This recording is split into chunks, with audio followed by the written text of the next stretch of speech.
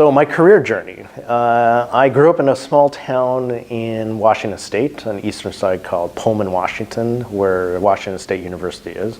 My dad was a research professor for the USDA, and my mom had two small businesses, a restaurant and a jewelry store. So we've always been part of the small business side. But then I went to University of Washington in Seattle, where I studied environmental chemistry. I wanted to be part of environmental global policy.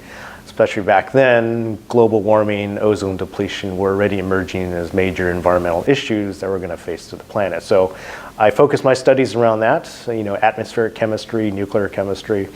So when I graduated, I worked in the environmental consulting world for a few years in the corporate sector on cleaning nuclear waste sites and other hazardous waste sites around the Pacific Northwest. But that's when I realized it wasn't quite for me when it came to, as being an Asian American in a corporate company, the ability to move up. I hit the glass or bamboo ceiling, as we call it. So I ventured out and just started my own business in the construction world. I really fell into it, actually, and then got being part of a major airport capital program in Seattle as far as building out a massive international airport and doing a rebuild. So it was a $4 billion program.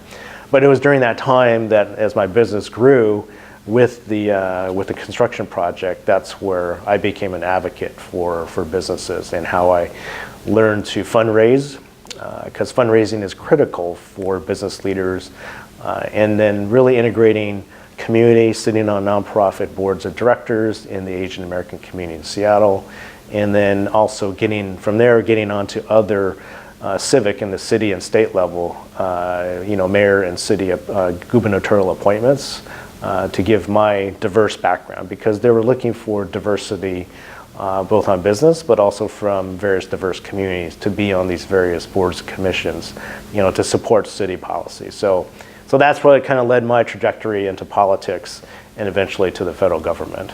What drove me to run was when I, as a business owner, faced a lot of institutional barriers and discrimination in the government contracting process. I realized that public policy was not in favor of, supporting businesses and the fact that minority businesses have something to contribute.